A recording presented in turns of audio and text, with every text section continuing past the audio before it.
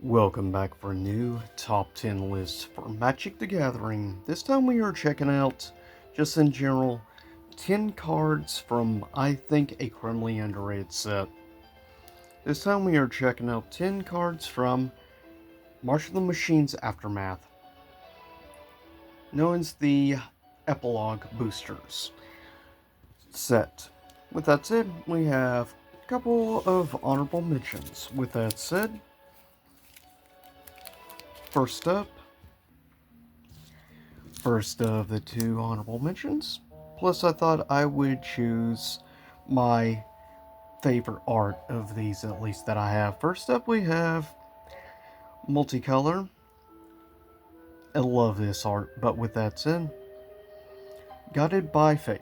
Uh, one colorless, one green, one white. 2/2. Whenever Guided by Fate or another enchantment enters the battlefield, under your control, put a +1/+1 counter on target creature.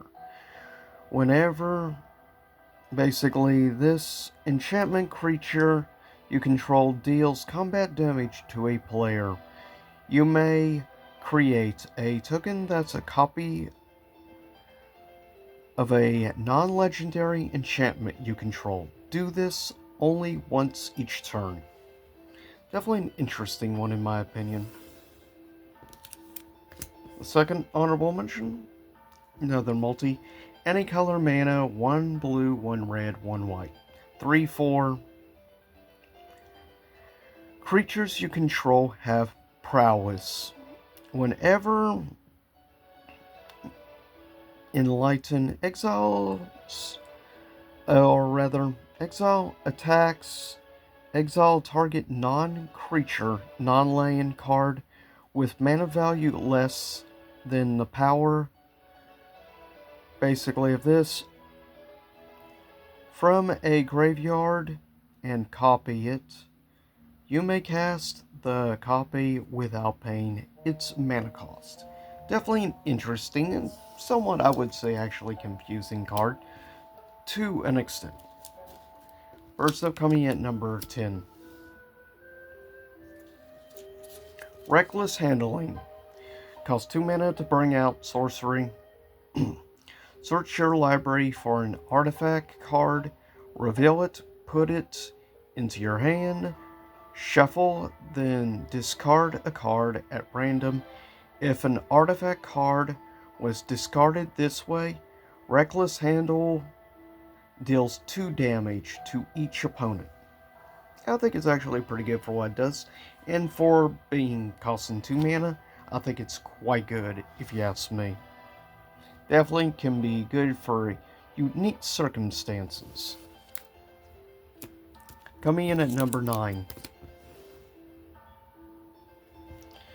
Yes, my dear sorcery. 3 mana, bring out.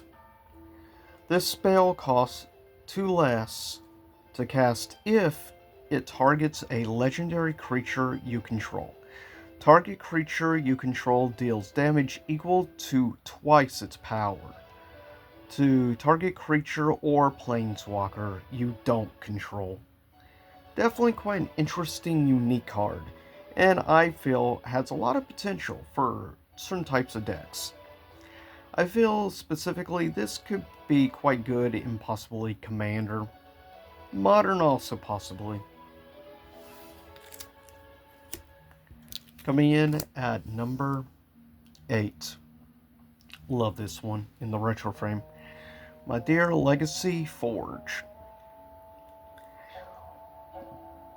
Yeah, basically, power and toughness are each equal to the greatest mana value among artifacts you control.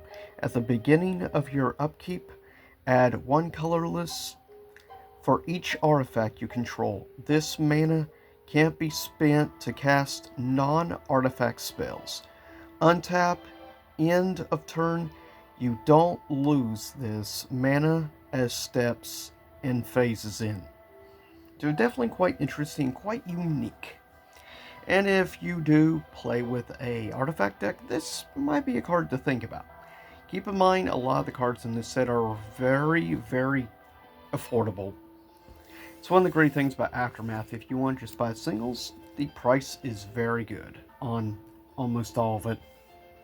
Coming at number 7 is I feel, a somewhat underrated land. Colorless, yes. Tap or pay 2 mana and tap this. Put 2+1/+1 counters on target non-human creature that entered the battlefield this turn. So yeah, this can be quite useful, needless to say, in certain circumstances. I think it's one of the more unique colorless lands out there. I think more people should honestly check this, as it has real potential. Coming in at number 6, a classic, Training Grounds. Only costs 1 mana to bring out. Activated abilities of creatures you control cost 2 less to activate. This effect can't reduce the mana in that cost to less than 1 mana. But for given what it does and for 1 mana, yeah. This is a legit great card, especially for a blue, like possibly Merfolk deck or like a meal deck. Definitely come in quite handy. Coming in at number 5. Another card with real potential. 3 mana to bring out. 2/4 with flying shapeshifter. You may look at the top card of your library anytime. At the beginning of each combat, you may reveal the top card of your library. If you reveal a creature card this way, this becomes a copy of that card until end of turn, except it also has flying, which is quite nice. So yeah, with that ability, you could do some serious damage. Like, imagine turning it into like a giant Eldrazi or something, but an Eldrazi with Annihilator and with flying would be a nightmare. Coming in at number 4, arguably the best art, I think, of all the different versions of Spark Rapture. Costs 3 mana to bring out. Enchantment. When Spark Rapture enters the battlefield, draw a card. Each planeswalker with 1 or more loyalty counters on it loses all abilities and is a creature with power and toughness equal to the number of loyalty counters on it. Definitely quite unique and different. But depending on the type of deck, it's a good way to counteract specifically planeswalker cards. Coming in at number 3. Love this artwork. Forged in Fury. Nahiri. Basically, costs total 6 mana, bring out to 5/4. As you see, for equipment.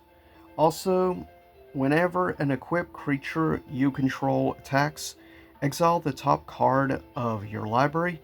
You may play that card this turn. You may cast equipment spells this way without paying their mana cost. So, quite good of abilities in my opinion.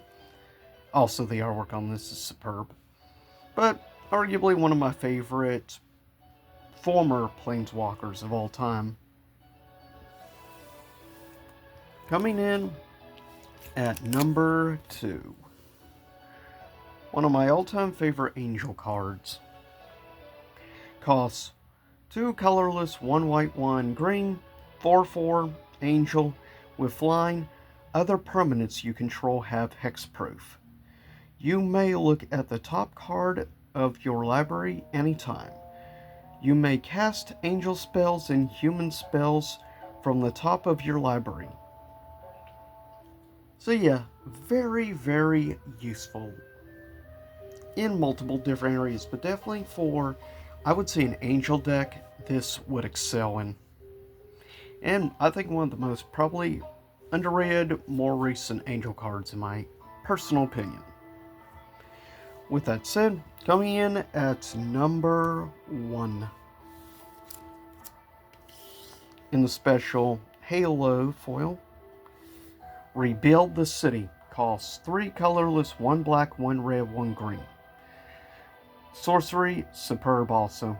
Choose target land, create 3 tokens that are copies of it, except they're 3/3 creatures in addition to their other types, and they have vigilance and menace.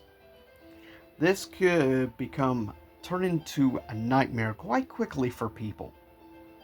Definitely a card I think more people should look into, though it will be kind of hard to use as it has red, green, and black that are required to use it.